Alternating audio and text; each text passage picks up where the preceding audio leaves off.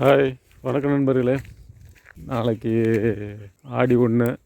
அதுக்கு தேங்காய் சுடுறதுக்கு குச்சி வெட்டலான்ட்டு வந்தேன். எங்கே குச்சி இருக்குன்னு தெரில. குச்சி விலைக்கு வாங்கலாம். ஆனால் எனக்கு அதில் கொஞ்சம் சரி, பக்கத்தில் தானே, நம்ம பக்கத்துலேயே காட்டுக்கு பக்கத்துலேயே கரண்ட் இருக்குது, மேலே போய் வெட்டிக்கலாம் அப்படின்னு வந்துட்டேன். ஆனால் அந்த குச்சி தேடுறதுக்குள்ளே எங்கே இருக்குதுன்னு பார்த்து கண்டுபிடிக்கிறதுக்குள்ளே போதும் ஆயிர மாட்டேங்குது. தேடுவோம், தேடி பார்ப்போம். இங்கே இருக்கும் போல் இருக்குது. பார்க்கலாம், பக்கத்தில் போய் பார்க்கலாம்.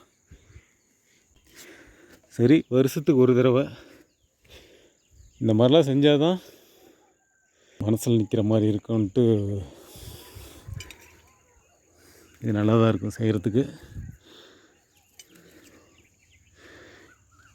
இதெல்லாம் குச்சி சின்னதாக இருக்கும் போல் இருக்குது. இருங்க பார்க்கலாம்.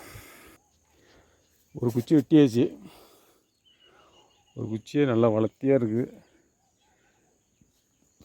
பாருங்க, 10 அடி இருக்க மாட்டிருக்கு. 10 அடி இருக்காது, ஒரு 8 அடி இருக்கும்.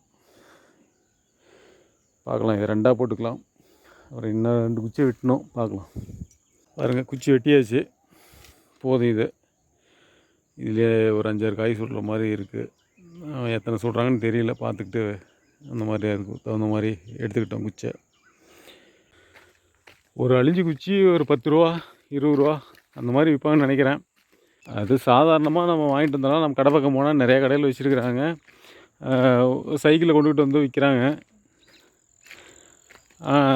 ஆனால் இப்படி கரட்டில் ஏறி அதை தேடி அந்த குச்சியை வெட்டிக்கிட்டு வந்து அதுக்கு மேலே அதை இலச்சி மஞ்சள் தடவி அந்த மாதிரி ப்ராசஸ்லாம் பண்ணால் தான் அது நல்லாயிருக்கு. வருஷத்தில் ஒரு நாள் தானே, அதனால் இதை பண்ணுறதுல கொஞ்சம் ஈடுபாடு எடுத்து பண்ணுறதுல தப்பு இல்லை. ஓகே, பாய்.